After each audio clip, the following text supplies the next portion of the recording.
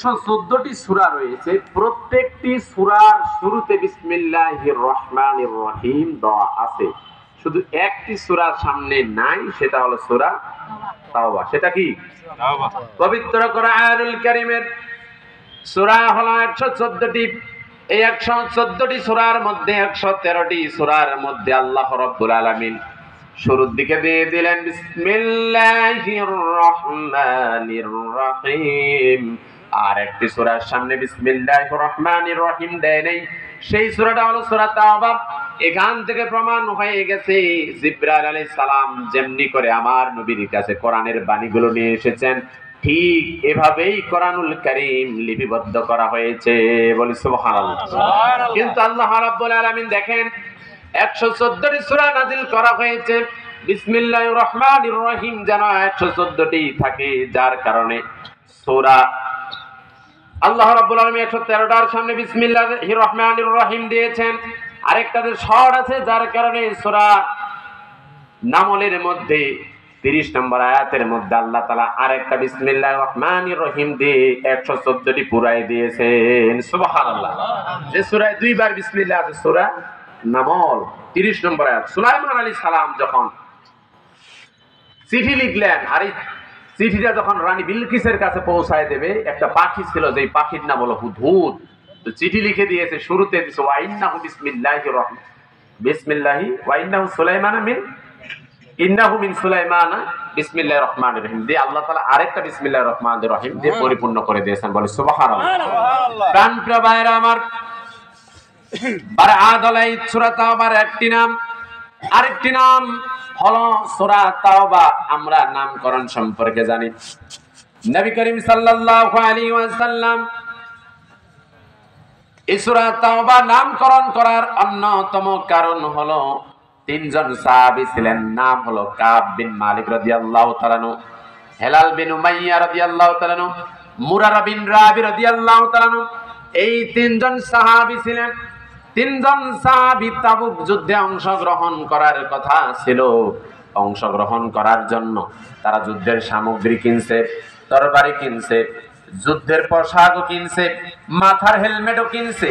যেই সাহাবীরা কাব বিন মালিক শুধু বদর যুদ্ধ বাদে এর পরবর্তী যতগুলো যুদ্ধ আছে সব যুদ্ধগুলোতে তিনি অংশগ্রহণ করেছেন। আর দুইজন যে সাহাবী ছিলেন, ওই দুইজন বদরের যুদ্ধ অংশগ্রহণ করেছেন। তিনজনই সাহাবী হলো খাঁটি ঈমানদার। কিন্তু তাবুক যুদ্ধে যখনই আল্লাহর নবী যখন ঘোষণা দিয়ে দিলেন তাবুক যুদ্ধে অংশগ্রহণ করার জন্য, এই তিনজন সাহাবী একটু দুনিয়ার মোহে পড়ে গেছে। দুনিয়ার মোহটা কেমন, যে আমরা যাব, পোশাক তো কিনছি, এই তো বের হব, আর এইদিকে তো খেজুরের মৌসুম পড়ে গেছে। খেজুরগুলো যদি একটু আমরা বাসার মধ্যে নিয়ে আসতে না পারি, সংরক্ষণ যদি না করতে পারি, তাহলে হয়তো সারা বছর কষ্টে যাবে। শুধু এতটুকু মনে করে তাবুক যুদ্ধের মধ্যে যায় নেই। যে তাবুক যুদ্ধ কোন যুদ্ধ ছাড়াই মুসলমানেরা বিজয় লাভ করেছে, ওই তাবুকের প্রান্তে মসজিদে নববী থেকে রওনা হতে যাইতে সময় লাগছে 15 দিন, আবার আসতে সময় লাগছে 15 দিন। ওই তাবুকের স্থানের মধ্যে অবস্থান করেছেন 20 দিন, মোট হলো 50 দিন। প্রাণপ্রিয় ভাইরা আমার, কোন যুদ্ধ ছাড়াই যখন তাবুকের ময়দানে মুসলমান আমার নবী যখন বিজয় লাভ করলেন, এমন সময় যখন ফিরে আসবেন, মসজিদে নববীতে নবীজি বসে গেছেন। এই সময় যে সমস্ত সাহাবীরা ওই যুদ্ধের ময়দানে যাওয়ার কথা ছিল, নবীজি ডাক দিলেন, কে কে যাও নাই? এর মধ্যে 70-এরও বেশি মুনাফিক আছে। তারা এসে এক একটা মিথ্যা কথা বলে অজুহাত পেশ করলো অমুকটার কারণে, এমন কথাগুলো ফুলিয়ে ফাঁপিয়ে পেশ করলো। আমার নবী বিশ্বাস করলেন। আর তিনজন সাহাবী কোনো মিথ্যা কথা বললেন না, তারা সঠিক কথাটাই বলল। তিনজনে এসে যখন কারণ দর্শনের কথা বলা হলো, মালিক রাদিয়াল্লাহু তাআলা এসে বললেন, ইয়া রাসূলুল্লাহ, যুদ্ধের যে ময়দানে যাওয়ার জন্য প্রস্তুত হয়েছিলাম, আমি মনে করছি এই তো বের হচ্ছি, সেনাবাহিনী বের হয়ে গেছে, আজকে না কালকে বের হব, ওদের সাথে যুক্ত হয়ে যাব, এরকম চিন্তা করেছিলাম। আমি যাই নাই, যুদ্ধের ময়দানে অংশগ্রহণ করতে পারি নাই। আল্লাহ রাব্বুল আলামিন তাদের বিষয়ে কঠিন ফয়সালা দিয়েছেন। আমার নবী তাদের কথা শুনে বললেন, তার কথা শুনে বললেন, চলে যাও।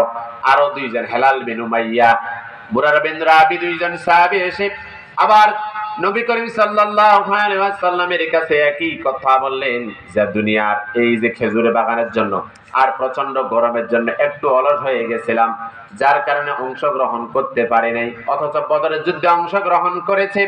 যুদ্ধে অংশগ্রহণ না করার কারণে আমার নবী 144 ধারা জারি করে দিলেন। ও সাহাবীরা শোনো শোনো, এই যে তিনজন সাহাবী আছে, মালিক, তারপরে হেলাল বিন উমাইয়া আর মুরারা বিন রাবি, এই তিনজনের সাথে যেন এই মদিনার কোন মানুষ যেন কথা না বলে, তাদেরকে যেন বর্জন করে চলে, সালামের উত্তরও যেন না দেয়। কি না দেয়? সালামের উত্তরও যেন না দেয়। যায়নি জিহাদের ময়দানে। জিহাদের ময়দানে না যাওয়ার কারণে আমার নবী ঘোষণা দিয়ে দিলেন তাদের সাথে কেউ কথা বলবে না। এক পর্যায়ে কেউ আর কথা বলতেছে না। নবীজির তিনজন সাহাবী তারা মনে মনে আফসোস করতে লাগলো, হায় কেন আমরা জিহাদের ময়দানে গেলাম না, কেন আমরা পিছপা হয়ে ছিলাম, অথচ তো আমরা বদরের প্রান্তে অংশগ্রহণ করেছি, উহুদ তাবুক যুদ্ধ, আমরা খন্দকের যুদ্ধে অংশগ্রহণ করেছি। এই কথা চিন্তা করার পর 15 দিন কেটে যায়, কেউ কথা বলে না। যে হাদিসটি নিজেই বর্ণনা করেছেন মালিক রাদিয়াল্লাহু তাআলা তিনি বলতেছেন, এমন কি হলো, আমার দুইজন ঘনিষ্ঠ বন্ধু ছিল, খুব কাছের ক্লোজ ফ্রেন্ড ছিল, তারা ওই ক্ষেতের মধ্যে কাজ করতেছিল, আমার বাসার ওয়াল টপকিয়ে তাদেরকে সালাম দিলাম, সালামের জবাবটাও দেয় না। যে দুইজন ক্লোজ ফ্রেন্ড, একবারে অন্তরঙ্গ বন্ধু, তারাও আমার সালামের জবাব দিচ্ছে না। তারা নামাজের মধ্যে যায়, নামাজ আদায় করে নবীজিকে সালাম দেয়, নবীজি সালামের উত্তর পর্যন্ত দেয় না। একদিন এইভাবে চলে যেতে যেতে 40 দিন যখন হয়ে গেল, নবীজি একটা আদেশ ফরমান জারি করলেন, ওই তিনজন সাহাবীর স্ত্রীরাও যেন তাদেরকে ত্যাগ করে, সাহাবীরা যেন তাদের স্ত্রীদের সাথে না ঘুমায়। সাথে সাথে আদেশ পালন করলেন। তিনজন সাহাবী তাদের স্ত্রীদেরকে বললেন, ও স্ত্রীরা, নবীজি আদেশ দিয়েছে আমার সাথে আর থাকা যাবে না। তিনজন স্ত্রী তারা বাপের বাসায় চলে গেল।